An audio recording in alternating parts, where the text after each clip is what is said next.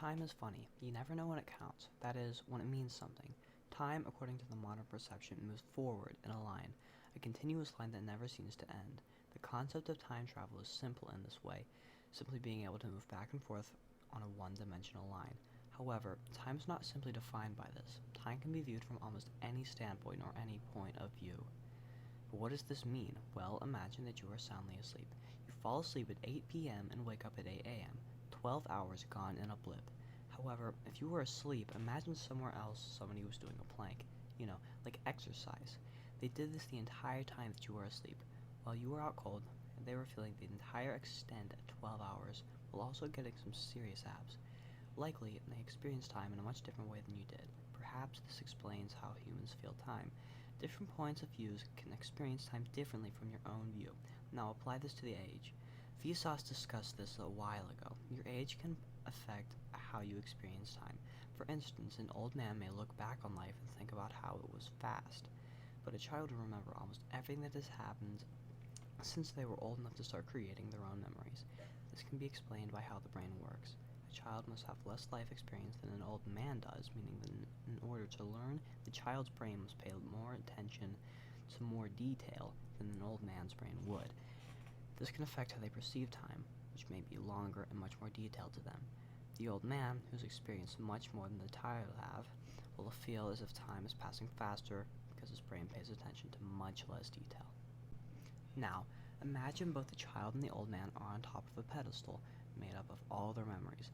Imagine that each memory is one-dimensional line stacked upon the memory below it. Now think, who has more memories, the old man or the child? Most likely, you guessed the old man. After all, he has been around much longer and the child should have less memories, right? Well, simply put, no. The child's brain is young, therefore pays more attention to what is happening around it, as we discussed earlier. Now, the old man's brain is much different. While he's been around for much longer, over time, his memories have faded and his brain pays attention to much less. From a very historic point of view, it would seem that the old man does indeed have much life experience and has been through much more. However, from a mental perspective, the two subjects match equally. Now, imagine that everybody on Earth has a pedestal like this. Everyone has built their own memories up from they were first told enough to start comprehending and remembering basic things. What would happen if all those memories were put together? Well, we obviously would have a rough draft of all of humanity, including those who are no longer with us. Obviously, not all would be there, as there are surely some aspects of our history that we would not recognize, like those that we have forgotten. Disregarding this, we would have a pedestal of all of our history. This is what I like to call the theoretical timeline. It is not horizontal, but rather vertical, and shows how every decision that we have made has been used to create new decisions. Like building blocks, it can display the complicated order as to which older decisions, found on the lower line of the timeline, have influenced newer decisions. It's a truly interesting concept, and a new and original way to explain time. The idea that time does not move forward, but instead gradually builds upon itself is truly a unique idea. Whether or not you choose to accept this idea is up to you. It in itself is simply a new way to think about time. Considering the previous statements, we can use the following analogy to attempt to describe what time travel and this unique concept would consist of. Imagine you are at the top of a tower. Look down and see all the lower levels of the tower. These levels can be compared to past experiences. This can be applied mentally. Future time travel and past time travel are similar, but different. Looking at the future is simply theoretical, while looking at the past could be proven. Seeing as the future as well as part of the past is all a way of mental thinking.